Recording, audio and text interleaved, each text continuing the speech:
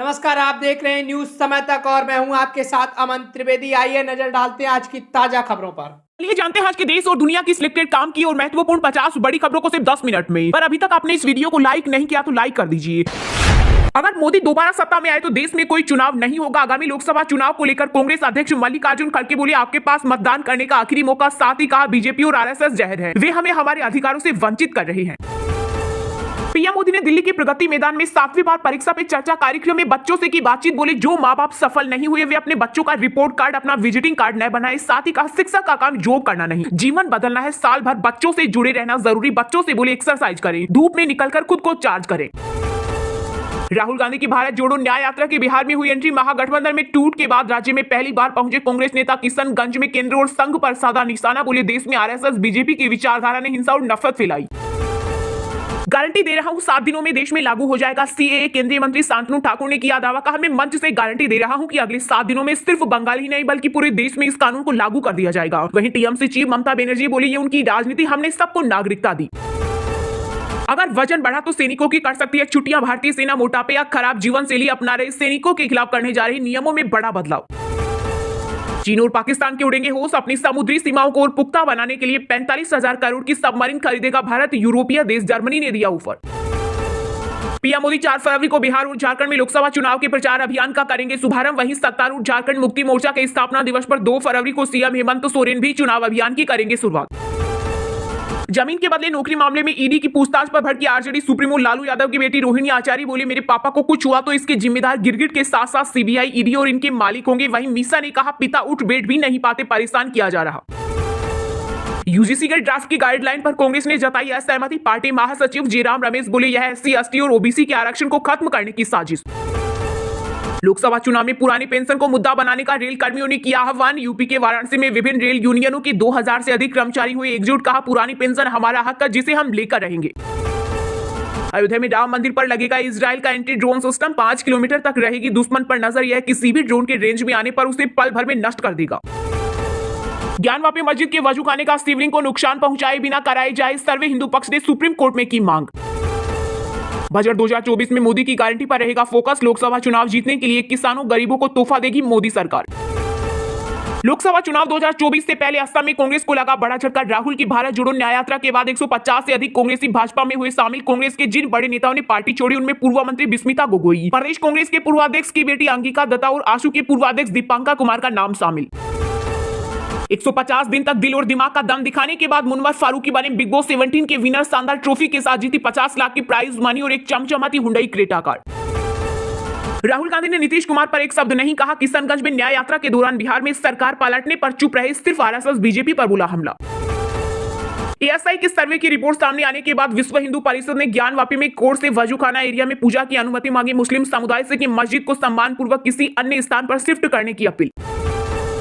कांग्रेस में कुछ महान नेता 2024 जाने के बाद पता लगाएंगे कि 2024 का लोकसभा चुनाव कैसे जीता जाए। आचार्य प्रमोद कृष्णम ने राहुल गांधी पर बोला बड़ा हमला। कहा, एक तरफ जहां सभी राजनीतिक पार्टियां आगामी लोकसभा चुनाव के लिए कमर कस रही हैं, वहीं दूसरी तरफ कांग्रेस राजनीतिक यात्रा कर रही है। जमीन घोटाला मामले में दिल्ली में हेमंत सोरेन के घर पहुंची ईडी। सीएम कहां गए पता नहीं। वहीं रांची में सीएम हाउस और बीजेपी ऑफिस की बढ़ाई गई सुरक्षा। अरब सागर में भारतीय नौसेना का बड़ा रेस्क्यू ऑपरेशन। आईएनएस सुमित्रा ने 17 क्रू सदस्यों वाले ईरानी जहाज एमवी ईमान को समुद्री लुटेरों से कराया मुक्त। यूपी, बिहार और उत्तराखंड में शीतलहर का अलर्ट। पहाड़ों में होगी बारिश और बर्फबारी। 3 फरवरी तक उत्तर भारत में दिखेंगे मौसम के कई रंग। आईएमडी ने जारी किया अलर्ट। बिहार में खेला से इंडिया गठबंधन की राह हुई मुश्किल। बिहार और महाराष्ट्र की 88 सीटों पर विपक्ष का समीकरण बिगड़ा। साथ ही अब गठबंधन में शामिल कांग्रेस, टीएमसी, आप और सपा जैसे दलों की अलग थलग होकर लोकसभा चुनाव लड़ने की आशंका। लोकसभा चुनाव से पहले राज्यसभा के लिए होगी महाभारत। 15 राज्यों की 56 सीटों पर 27 फरवरी को होंगे चुनाव। इसी ने जारी किया अधिसूचना। महाराष्ट्र के नागपुर में आरएसएस मुख्यालय पर पुलिस का कड़ा पहरा। 28 मार्च तक नो ड्रोन जोन घोषित। फोटो और वीडियो बनाने पर होगी कार्रवाई। यूपी में भी इंडिया गठबंधन में तकरार। लोकसभा चुनाव में 11 सीटों पर मानने को तैयार नहीं कांग्रेस प्रदेश अध्यक्ष अजय राय के बयान से मची हलचल। सीट शेयरिंग पर चल रही खींचतान के बीच तमिलनाडु में कांग्रेस डीएमके की हुई बैठक। कांग्रेस ने लोकसभा में 21 सीटों की मांग की। पिछली बार 9 पर लड़ी, 8 जीती। किसी भगवान की पूजा के लिए बीजेपी का आदेश मानने को मजबूर नहीं। बंगाल की सीएम ममता बनर्जी ने केंद्र पर लगाया बड़ा आरोप। कहा, बीजेपी लोगों को धमकी दे रही है कि अगर उसे वोट नहीं दिया जाए तो वह लोगों के घरों पर सीबीआई और ईडी को भेज देगी। खुद से ज्यादा तेजस्वी और तपस्वी को बनाए दोस्त। परीक्षा पे चर्चा में पीएम मोदी ने छात्रों को दिया गुरु मंत्र। कर्नाटक में 108 फीट ऊंचा हनुमान ध्वज हटाने पर छिड़ा विवाद। बीजेपी और बजरंग दल के कार्यकर्ताओं ने किया विरोध प्रदर्शन। सीएम सिद्धारमैया बोले मंदिर में ध्वज लगाए हम सपोर्ट करेंगे। इंग्लैंड के खिलाफ दूसरे टेस्ट से बाहर हुए ऑलराउंडर रविंद्र जडेजा और केएल राहुल। जडेजा को हेमस्ट्रिक इंजरी के चलते बाहर होना पड़ा, जबकि राहुल भी पूरी तरह फिट नहीं है। इन दोनों की जगह पर सरफराज सौरभ और वाशिंगटन सुंदर को टीम में शामिल किया गया। केंद्र सरकार ने यूएपीए के तहत students Islamic movement of India को 5 साल की अवधि के लिए घोषित किया। गैर कानूनी गृह मंत्रालय की ओर से आदेश जारी। बसपा सुप्रीमो मायावती को आरपीआई अध्यक्ष बनाने का ऑफर लेकर आए केंद्रीय मंत्री रामदास अठावले। लखनऊ में कहा रिपब्लिकन पार्टी ऑफ इंडिया और बसपा का एक होना जरूरी। यूपी में 20% दलित वोट बैंक। सरकार के अंतरिम बजट से पहले रॉकेट बना शेयर बाजार। सेंसेक्स 1240 अंकों की तेजी के साथ 71,941 पर हुआ बंद, तो वहीं निफ्टी 385 अंक बढ़कर 21,737 पर हुआ बंद। इंडिया गठबंधन में प्रमुख पद को लेकर उद्धव गुट के सांसद संजय राउत का बड़ा बयान। बोले जेडीयू प्रमुख नीतीश कुमार के नाम पर इंडिया गठबंधन में किसी भी प्रमुख पद के लिए कभी भी चर्चा नहीं हुई। साथ ही कहा बिहार के मुख्यमंत्री और बीजेपी का मानसिक स्वास्थ्य ठीक नहीं। भारत से पंगा लेना मालदीव को पड़ा भारी। राष्ट्रपति मोहम्मद मुइजू की जाएगी कुर्सी। महाभियोग प्रस्ताव लाने को तैयार विपक्षी दल। दल बदल कानून पर पुनर्विचार के लिए बनेगी समिति। मुंबई में लोकसभा अध्यक्ष ओम बिरला ने की घोषणा। महाराष्ट्र विधानसभा स्पीकर राहुल नार्वेकर इसके अध्यक्ष होंगे। राजस्थान के स्कूलों में 14 फरवरी को वैलेंटाइन डे के अवसर पर माता पिता पूजन दिवस मनाने की तैयारी। गहलोत सरकार ने लगाई तीरों का। बीजेपी सरकार बनाने के बाद बदला फैसला। आधिकारिक आदेश किए जारी। बिहार में नीतीश कुमार के बाहर होने के बाद आरजेडी और कांग्रेस तलाशेंगे नई राजनीतिक समीकरण। लोकसभा चुनाव से पहले इंडिया गुट के सामने बड़ी चुनौती। चीफ जस्टिस डीवाई चंद्रचूड़ ने कोर्ट रूम में गलत व्यवहार करने पर एक वकील को सुप्रीम कोर्ट के तौर तरीके समझाए। कहा अदालत कोई रेलवे प्लेटफॉर्म नहीं कि किसी भी ट्रेन में चढ़ जाए। ये ओबीसी के अधिकारों पर अतिक्रमण। मराठा आरक्षण पर महाराष्ट्र सरकार में छिड़ी दरार। केंद्रीय मंत्री नारायण ने सीएम शिंदे को चिताया। इसे ऐतिहासिक विरासत वाले मराठा समुदाय का दमन होगा और यह अन्य पिछड़े समुदाय में भी अतिक्रमण होगा। इसके अलावा राज्य में फैलेगी अशांति। पहले उत्तराखंड में लागू होगा यूसीसी कानून, उसके बाद सीएए पर किया जाएगा विचार। बीजेपी के सूत्रों के हवाले से आई बड़ी खबर सामने। वहीं उत्तराखंड के मुख्यमंत्री बोले सरकार यूसीसी लागू करने के लिए प्रतिबद्ध। पंजाब में आगामी लोकसभा चुनाव में कांग्रेस के लिए बड़ी चुनौती बनेगी। आम आदमी पार्टी और भाजपा अपने ही गढ़ में मजबूत चेहरे की तलाश में। कांग्रेस दफ्तर में धक्का मुक्की, कुर्सी फेंकी। भोपाल में आपस में भिड़े 2 पार्टी पदाधिकारी। कांग्रेस की हार पर चर्चा के दौरान विवाद। बुलेट ट्रेन कॉरिडोर में भूकंपमापी सिस्मोमीटर लगाए जाएंगे। भूकंप का झटका आते ही बिजली बंद हो जाएगी। ट्रेनें तुरंत रुक जाएंगी। भाजपा मेरी दूसरी मां है। मां के सम्मान में अगर अयोध्या जाकर सर मुंडवाना पड़ा तो मुंडवाऊंगा। बिहार के नए डिप्टी सीएम सम्राट चौधरी का बड़ा बयान। कहा मैं भाजपा का पक्का सिपाही। ज्ञानवापी परिसर में सील इलाके को खोलने की उठी मांग। हिंदू पक्ष ने सुप्रीम कोर्ट में दायर की याचिका। बता दें कि मई 2023 में कोर्ट ने लगाई थी रोक। नीतीश कुमार को जनता सिखाएगी सबक। जेडीयू के एनडीए में शामिल होने पर बरसे एनसीपी चीफ शरद पवार। कहा अचानक क्या हुआ जो वह बीजेपी के साथ चले गए, लेकिन भविष्य में जनता उन्हें उनकी भूमिका के लिए सबक जरूर सिखाएगी। व्हाट्सएप ने करोड़ों यूजर्स को दिया बड़ा झटका। बंद हो गई चैट बैकअप की फ्री सर्विस। अब गूगल स्टोरेज के लिए देने होंगे पैसे। चलिए अब जानते हैं जो आम आदमी के काम की और फायदेमंद खबरें हैं उनको विस्तार से। पर इससे पहले अभी तक आपने इस वीडियो को लाइक नहीं किया तो लाइक कर दीजिए।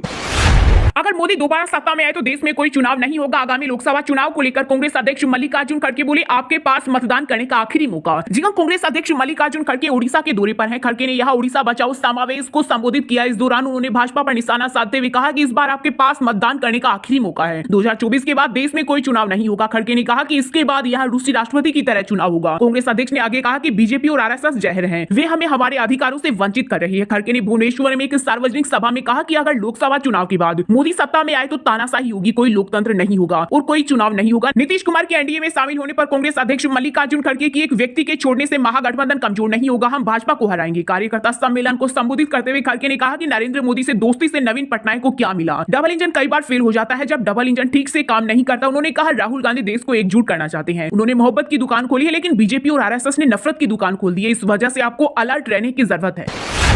पीएम मोदी ने दिल्ली के प्रगति मैदान में 7वीं बार परीक्षा पे चर्चा कार्यक्रम में बच्चों से की बातचीत। बोली जो माँ बाप सफल नहीं हुए वे अपने बच्चों का रिपोर्ट कार्ड, अपना विजिटिंग कार्ड न बनाए। साथ ही कहा शिक्षा का काम जॉब करना नहीं, जीवन बदलना है। साल भर बच्चों से जुड़े रहना जरूरी है। जी हां, प्रधानमंत्री नरेंद्र मोदी ने दिल्ली के प्रगति मैदान में 7वीं बार परीक्षा पे चर्चा कार्यक्रम में बच्चों से बात की। इस दौरान पीएम मोदी ने बच्चों की समस्याओं, कंपटीशन की भावना, अभिभावकों की चिंता, टाइम मैनेजमेंट जैसे कई सब्जेक्ट्स पर 2 घंटे चर्चा की। प्रधानमंत्री ने कहा कि निर्णय लेना सबसे जरूरी है। निर्णय या कंफ्यूजन की स्थिति अच्छी नहीं होती। पीएम ने यह भी कहा कि मैं हर चुनौती को चुनौती देता हूं, मुझे मुझे विश्वास है कि 140 करोड़ देशवासी मेरे साथ हैं। इस इवेंट में पीएम मोदी के साथ करीब 3000 स्टूडेंट शामिल हुए। देश के सभी राज्यों और केंद्र शासित प्रदेशों से 2 स्टूडेंट्स और एक टीचर इस इवेंट में ऑनलाइन जुड़े थे। इसके अलावा देश के 100 एकलव्य मॉडल रेसिडेंशियल स्कूलों के बच्चे भी शामिल हुए। परीक्षा पे चर्चा कार्यक्रम के दौरान पीएम मोदी ने कहा कि किसी भी टीचर और छात्र के बीच परीक्षा को लेकर सिर्फ नाता नहीं होना चाहिए। अगर ऐसा है तो उसे ठीक करने की जरूरत है। उन्होंने कहा शिक्षक का काम सिर्फ जॉब करना नहीं बल्कि जिंदगी को संवारना है, जिंदगी को सामर्थ्य देना। पीएम ने कहा कि टीचर्स को सिलेबस से आगे बढ़कर छात्रों से संग रिश्ता बनाना चाहिए। वहीं इस दौरान प्रधानमंत्री ने कहा कि मैं माँ बाप से कहना चाहता हूँ, वे माँ बाप बिल्कुल विफल है जो अपने सपनों को बच्चों पर थोपकर पूरा करवाना चाहते हैं। उन्होंने कहा कि कुछ माता पिता अपने बच्चे के रिपोर्ट कार्ड को अपना विजिटिंग कार्ड मानते हैं, यह ठीक नहीं। वहीं इसके अलावा पीएम मोदी ने कहा, मेरा सिद्धांत रहा है कि अच्छी सरकार चलाने के लिए आपको नीचे से ऊपर की तरफ सही जानकारी आनी चाहिए, ऊपर से नीचे की तरफ परफेक्ट गाइडेंस आनी चाहिए। अगर ये दोनों चीजें सही रही तो आप चीजों को संभाल सकते हैं।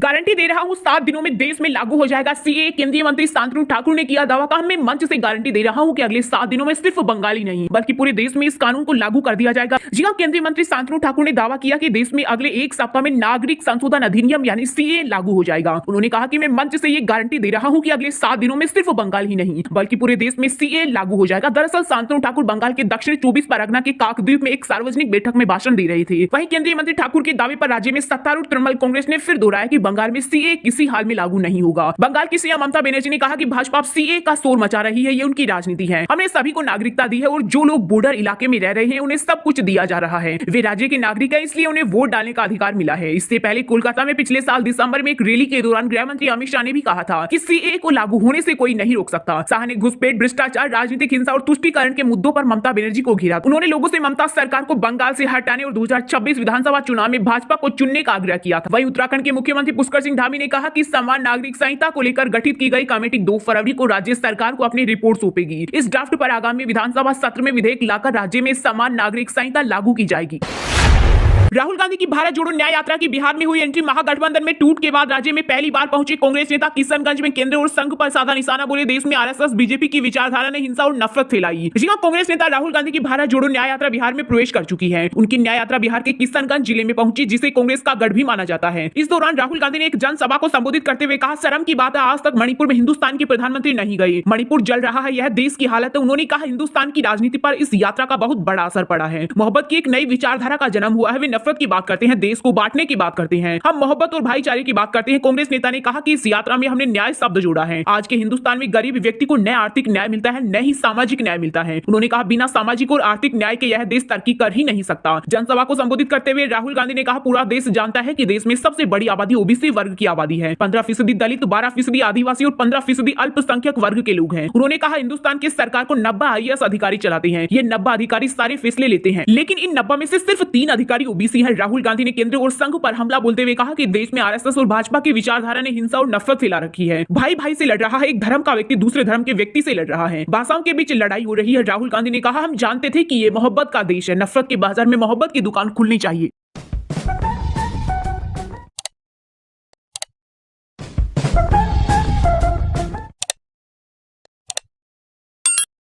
फिलहाल खबर में इतना ही। तब तक के लिए देखते रहिएगा न्यूज समय तक और दीजिए यानी हमें यानी कि अमन त्रिवेदी को इजाजत। नमस्कार।